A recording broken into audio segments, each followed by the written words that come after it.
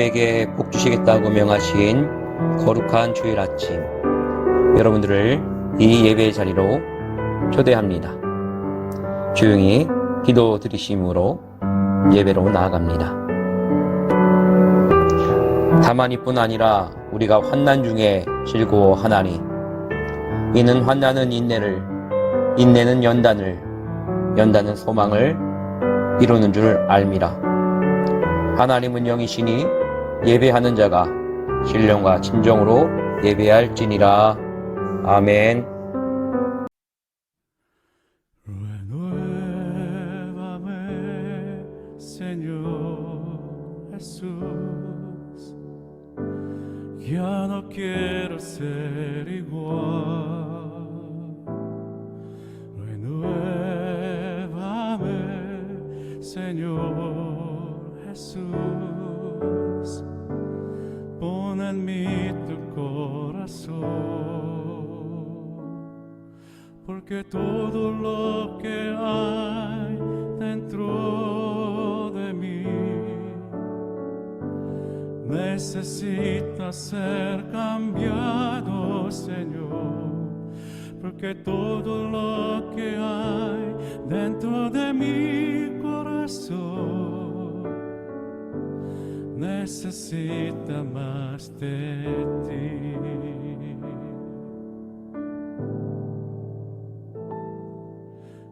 Renuévame, Señor Jesús.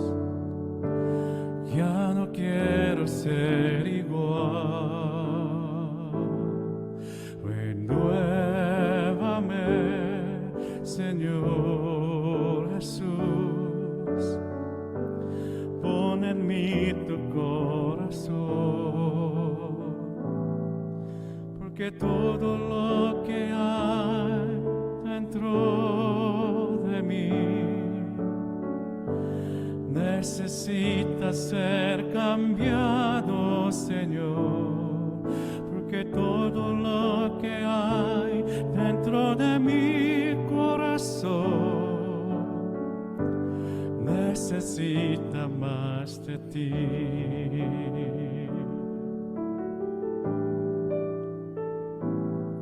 새롭게 하소서 주님.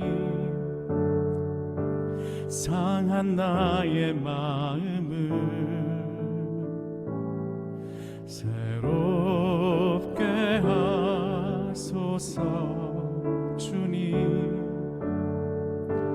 주님 마음 주소서.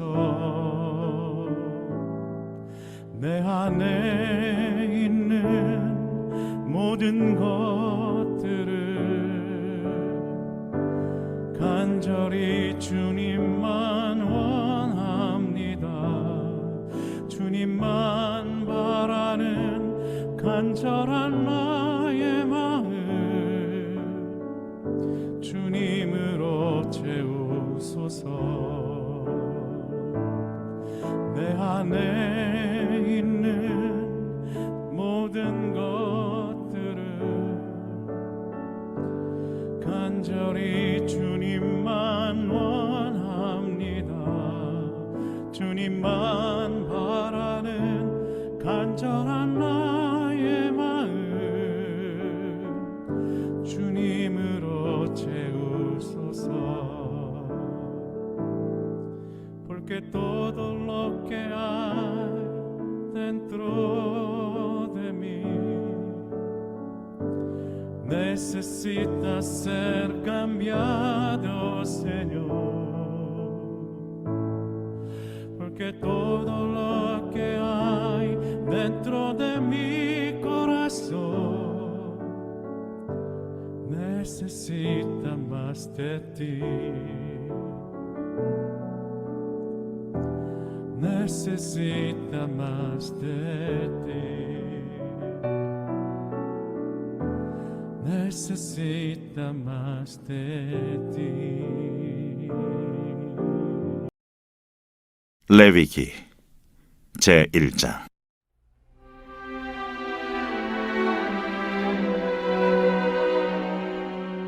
여호와께서 회막에서 모세를 부르시고 그에게 말씀하여 이르시되 이스라엘 자손에게 말하여 이르라. 너희 중에 누구든지 여호와께 예물을 드리려거든 가축 중에서 소나 양으로 예물을 드릴지니라. 그 예물이 소의 번제이면 흠없는 수컷으로 회막문에서 여호와 앞에 기쁘게 받으시도록 드릴지니라. 그는 번제물의 머리에 안수할지니 그를 위하여 기쁘게 받으심이 되어 그를 위하여 속죄가 될 것이라.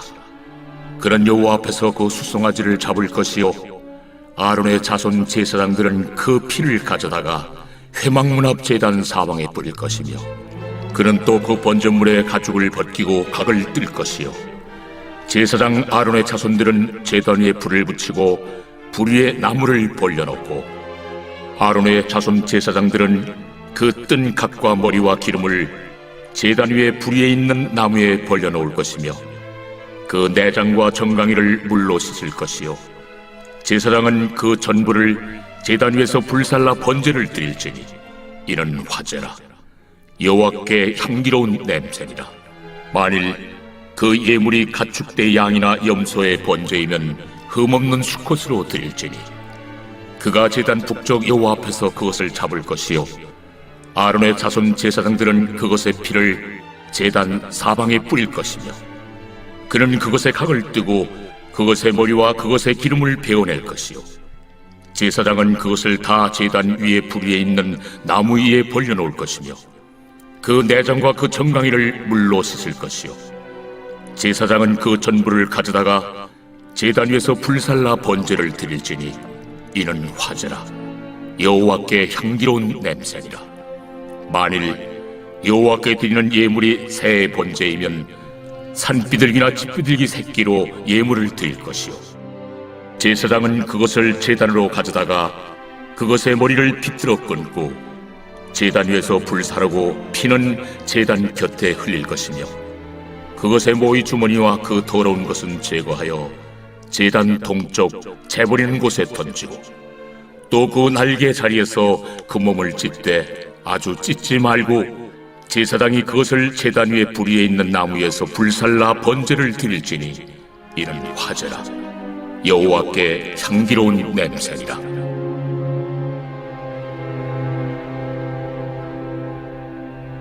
오늘 본문은 레위기 1장이에요. 레위기는 어떤 말씀인가 하면 여러분 우리가 성경을 읽어 나갈 때에 가장 진도가 안 나가는 책 중에 하나가 레위기이죠.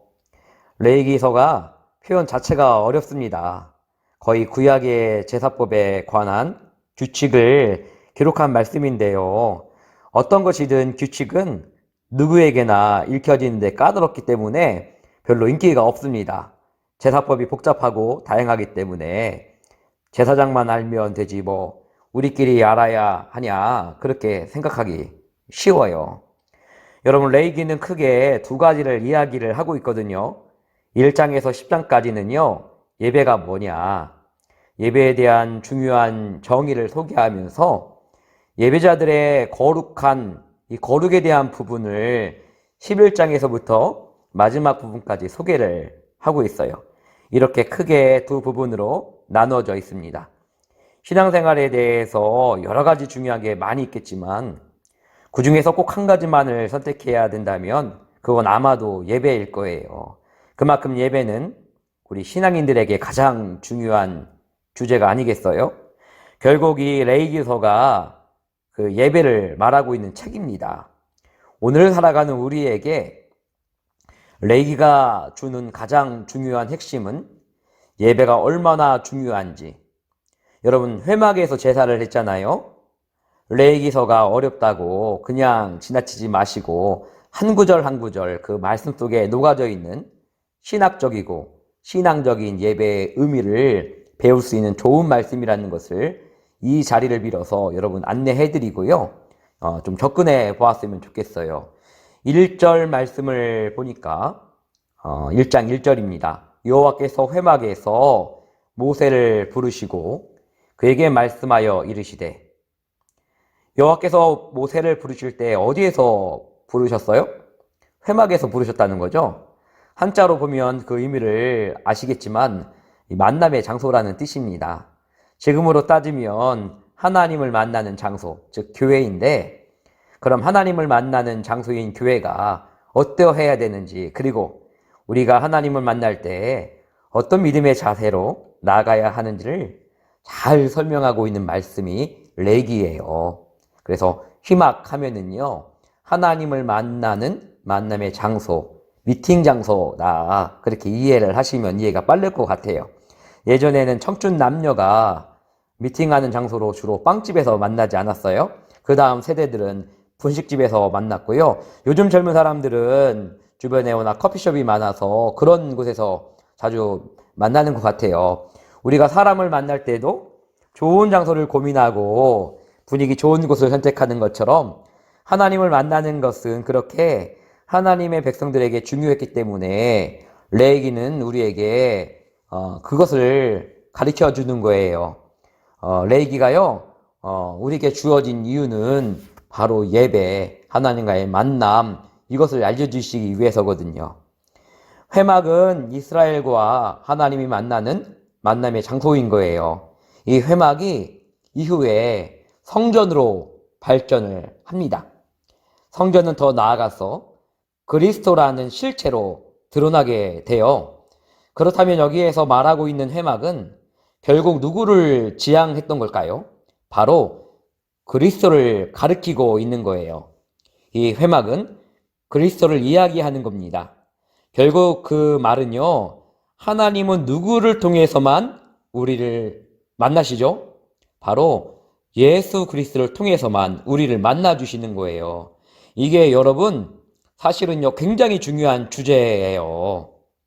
회막은 성전으로 발전을 해서 그 성전은 그리스도라는 실체로 드러나는데, 결국 이 말이 가진 의미는 하나님은 우리를 그리스도 안에서만 만나 주신다는 거예요. 결국 레위기서는요 무엇을 말하고 싶은 책이냐 하면 그리스도를 말하고 싶은 책이에요. 그래서 학자들에게는요 이 레위기서는 가장 신학적인 책이에요. 신학. 여러분 신학이라고 하니까 조금 어렵게 부담스럽게 다가갈 수 있는데요. 여러분 그렇지 않아요. 신학의 중심이 예수 그리스도세요. 예수 그리스도를 알아가는 지식만큼 황홀한 지식이 어디 있겠어요. 레위기서를 설명을 들으면서 읽어 나가다 보면 그 그리스도의 신비, 하늘의 신비가 열려지는 경험을 하게 됩니다. 여러분 그런 경험이 여러분들에게도 저에게도 일어나기를 원해요. 1절 다시 한번 1절 읽으면서 2절로 넘어갈게요. 1절 여호와께서 회막에서, 이건 여호와께서 그리스도 안에서 이런 뜻이고요. 모세를 부르시고 그에게 말씀을 이제 하시는데요. 2절 말씀을 제가 읽어드릴게요. 이스라엘 자손에게 말하여 이르라. 너희 중에 누구든지 여호와께 예물을 드리려거든 가축 중에서 소나 양으로 예물을 드릴지니라. 첫째는 하나님은 우리를 회막에서 만나주시거든요. 그리스도 안에서 우리를 만나주신다는 거예요. 왜 만나느냐? 여기 보니까 제물을 드린다고 기록되어 있어요. 예배를 상징하는 거예요. 서두에서도 말씀을 드렸지만 신앙에 수천 가지의 주제가 있지만 그 중에서 한 가지를 남기라고 하면은 인간은 결국 하나님께 예배하기 위해 창조된 존재이다. 여러분 아멘이시죠? 여러분 레위기서는요 예수 그리스도 안에서 어떻게 예배를 드려야 되는지를 설명하는 책이에요. 그래서 오늘 본문을 보니까 제물을 드리라 이렇게 말씀을 하고 계세요.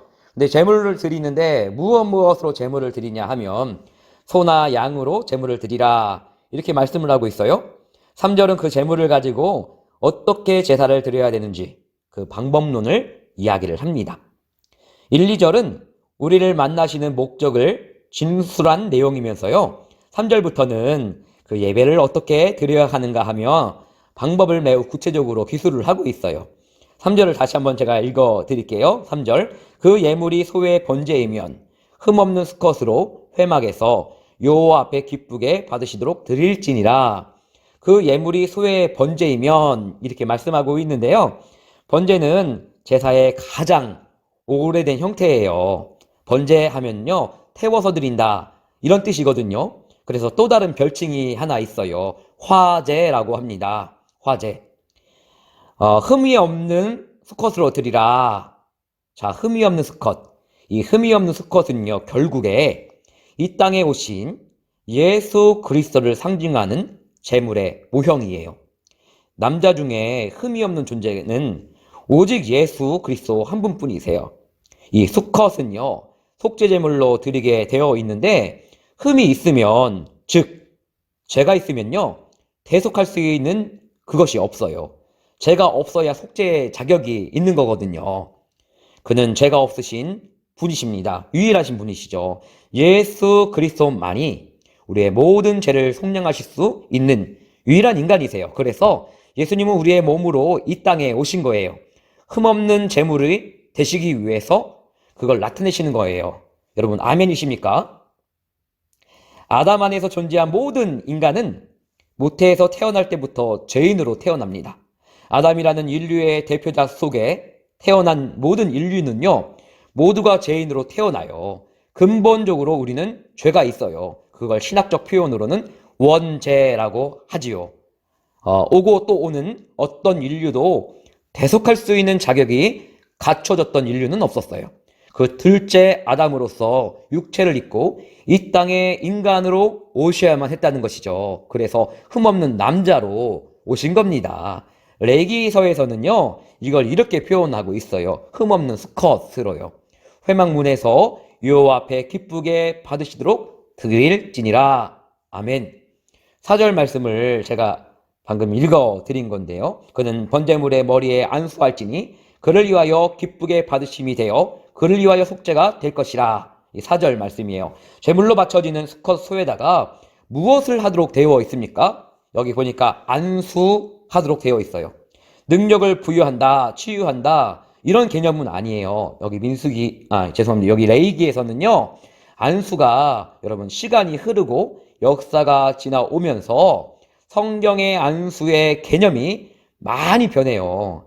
원래 안수라는 것은요, 전가시키다라는 뜻을 가진 말이에요. 다시 말해서 이 레위기에서의 안수는 죄를 이 짐승에게 대신 전가시키는 거예요. 그러니까 어떤 죄가 있는 죄인이 그 수컷 소의 머리에 안수를 하면 그 사람의 죄가 그 짐승에게 넘어가는 거거든요. 이게 안수라는 의미 속에 가장 핵심 가치예요. 죄를 짐승에게 대신 떠넘긴다. 이게 구약의 레위기의 안수입니다. 이렇게 제물로 준비된 수컷소는 죄를 전가받아서 이제 곧 어떻게 되는 거예요? 죽어야 되는 거예요. 5절 말씀 읽겠습니다. 그는 여호와 앞에서 그 숫송아지를 잡을 것이요, 아론의 자손 제사장들은 그 피를 가져다가 회막문 앞 제단 사방에 뿌릴 것이며, 그는, 여기서 그는요, 제사장을 가리키는 표현이에요. 여호와 앞에서 그 숫송아지를 잡을 것이요, 아론의 자손 제사장들은 그 피를 가져다가 회막문 앞 제단 사방에 뿌릴 것이며, 이 짐승은 누가 잡아 죽이도록 되어 있습니까?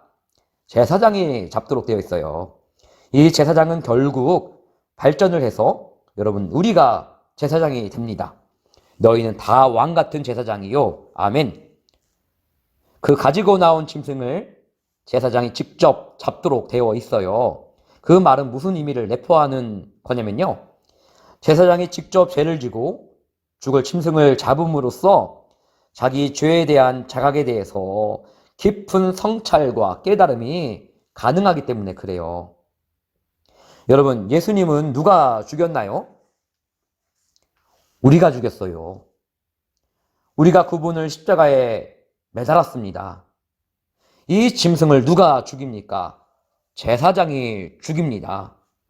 예수님의 죽음은 이타적인 죽음이었어요. 십자가에서 예수님은 누구에 의해서 실질적으로 살해가 된 겁니다. 이 짐승은 제사를 드리는 제사장이 직접 죽이도록 되어 있었거든요. 제물을 죽는 걸 보면서 우리의 죄가 얼마나 주홍같이 붉은 죄인가를 늘 깨닫게 되는 거예요. 그 십자가에서 죽으신 예수님은 로마 군병이 죽은 게 아니에요. 빌라도가 죽인 게 아니에요.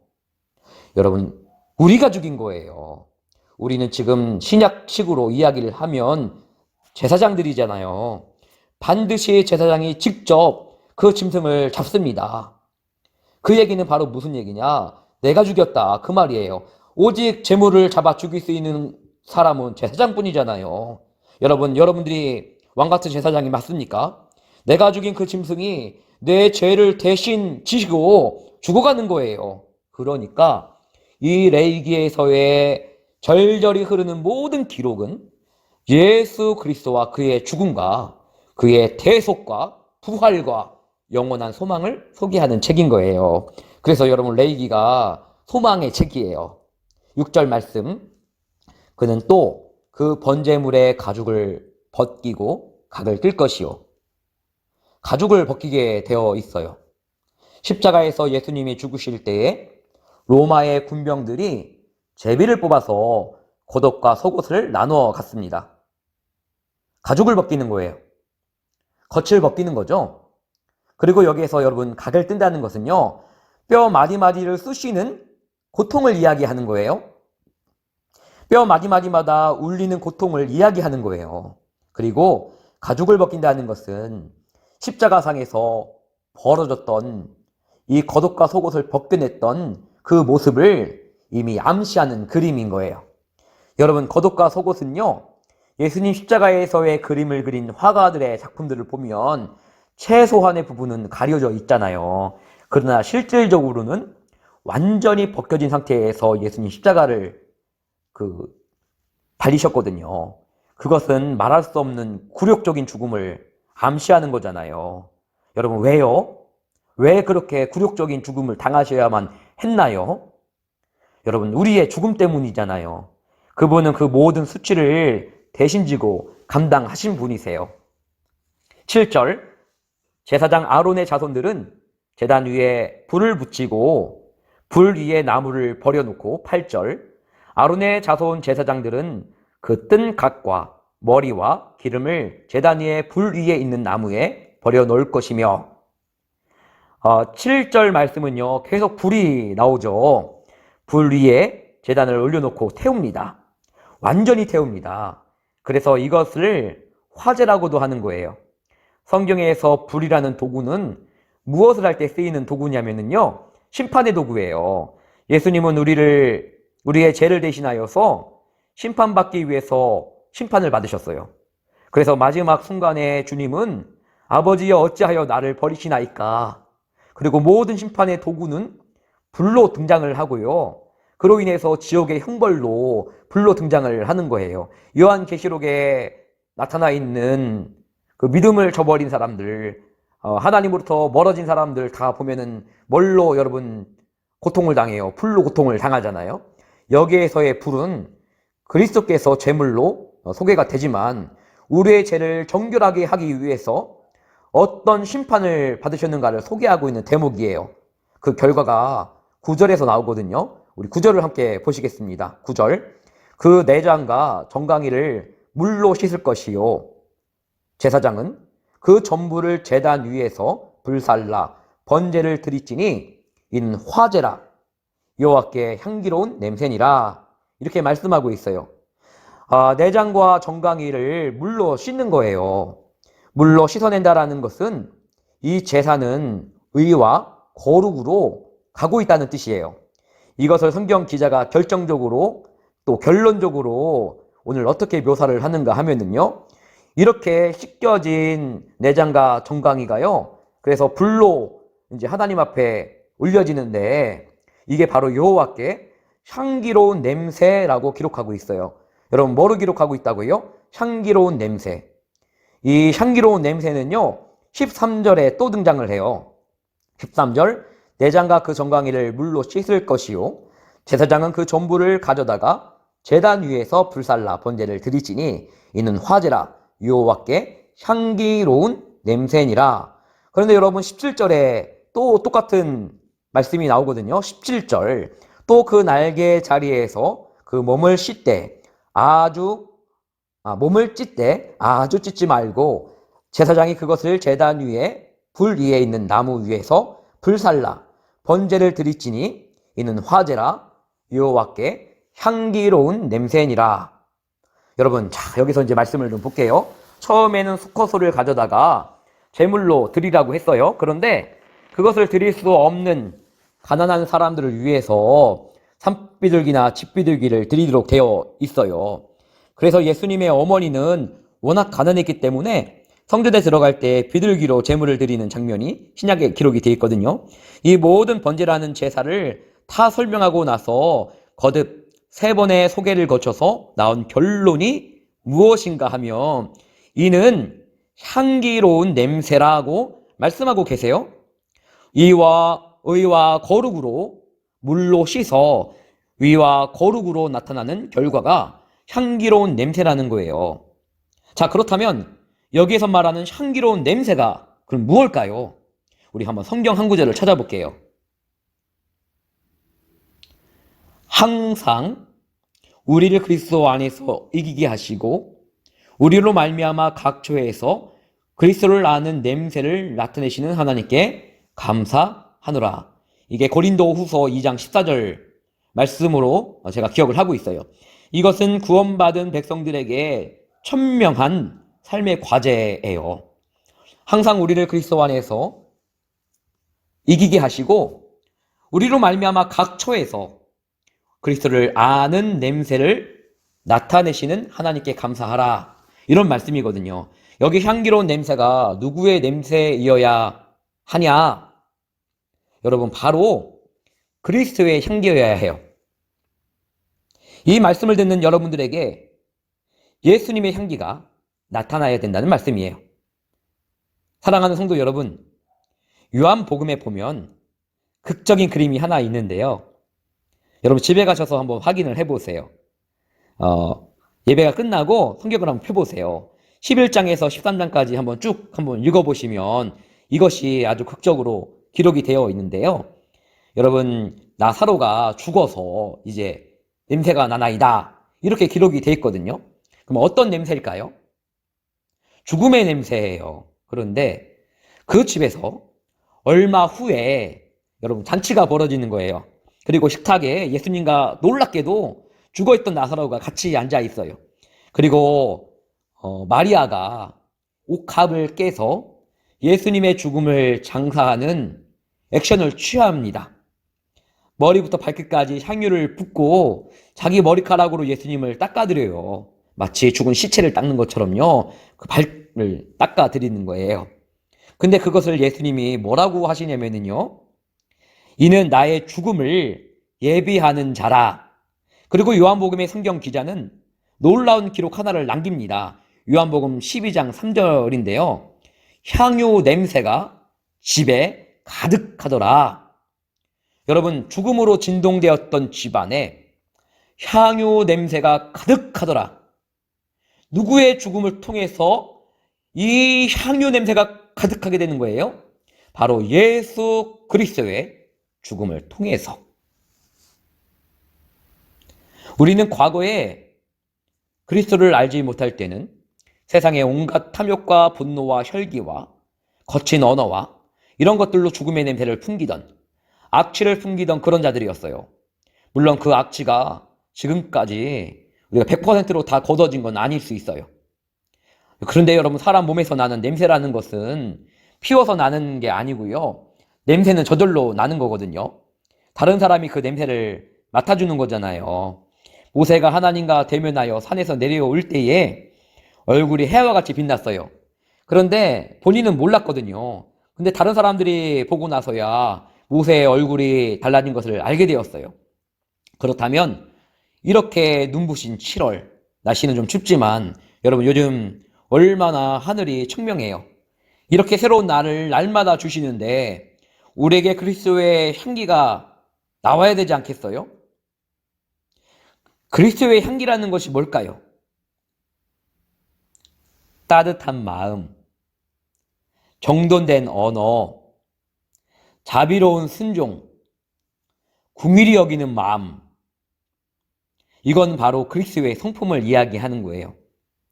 온유, 자비, 절제, 이러한 그리스도 안에서 흘러나오는 덕목을 이야기하는 겁니다. 우리가 좀 전에 읽었던 고린도후서 2장 14절, 항상 우리를 그리스도 안에서 이기게 하시고 우리로 말미암아 각 처에서 그리스도를 아는 냄새를 나타내시는 하나님께 감사하노라.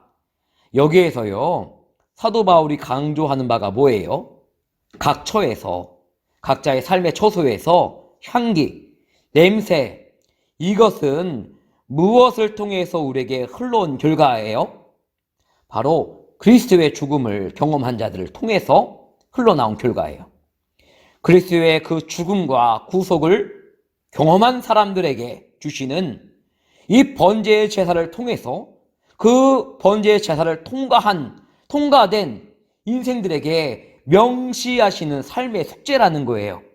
오늘 하루도 우리 그리스도인들은, 여러분들은요, 저와 여러분들은요, 모두가 그리스도의 향기가 되어서 각 처에서 향기를 진동하는 삶의 순종이 있으시기를 주님의 이름으로 축원합니다. Mi corazón hay una canción que demuestra mi pasión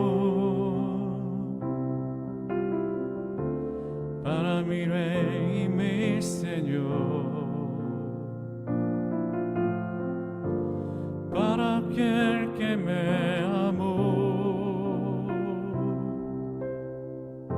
En mi corazón hay una canción que demuestra mi pasión para mi Rey y mi Señor, para aquel que me amó. Hermoso eres, mi Señor, hermoso eres tú, amado mío. Tú eres la fuente de mi vida y el anhelo de mi corazón. Hermoso eres, mi Señor, hermoso eres tú, amado mío. Tú eres la fuente de mi vida y el anhelo de mi corazón.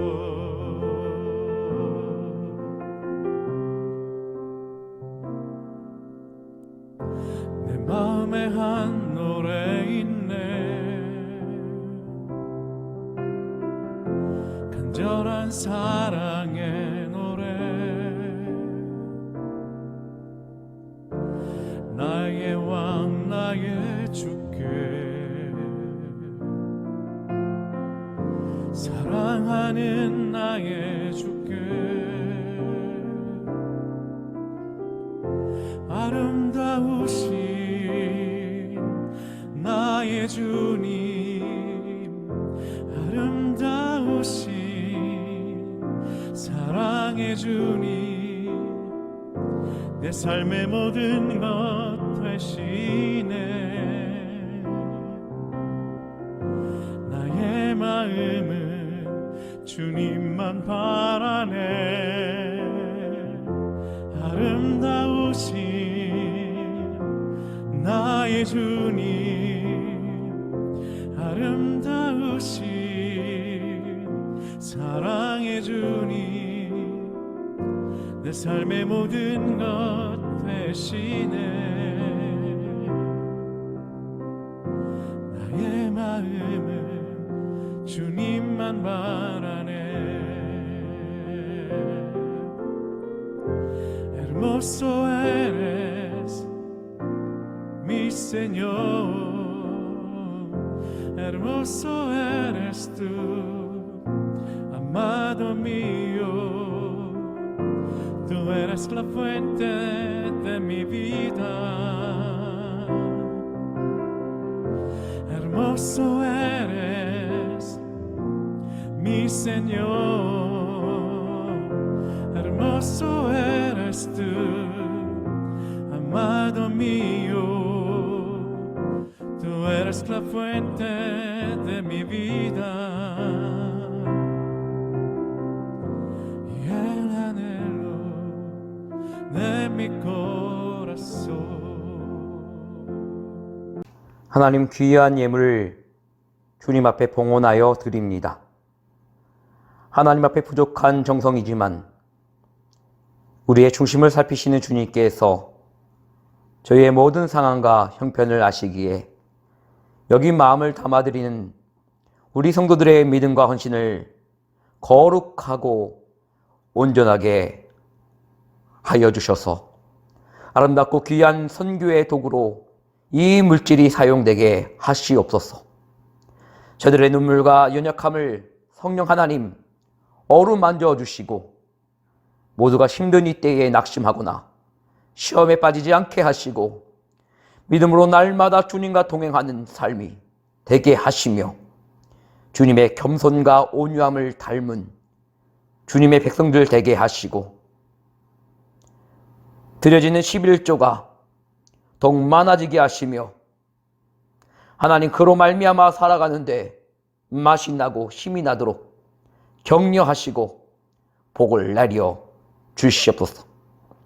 이제는 예수 그리스도의 십자가 갈보리에 갚을 수 없는 크신 은혜와 아버지 하나님의 우리에게 말씀하신 영원하신 언약의 신실하심과 우리를 붙드시고 새 힘을 공급해 주시는 참으로 좋으신 성령님의 동행하심이 광야의 마라의 쓴물처럼 인생에 쓴 모든 것들을 단물이 되게 하시고 우리의 신앙의 마지막 여정이 12샘물과 종려나무 70그루의 온전함이 부어지시기를 성부와 성자와 성령의 이름으로 간절히 축원하옵나이다.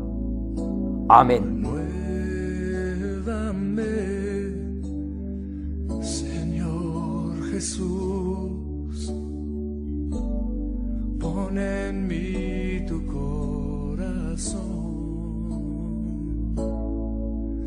porque todo lo que hay dentro de mí necesita ser cambiado, Señor, porque todo lo que hay dentro de mi corazón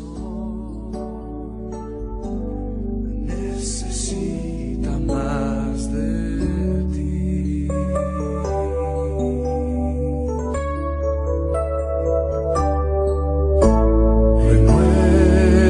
Renuévame, Señor Jesús, ya no quiero ser igual.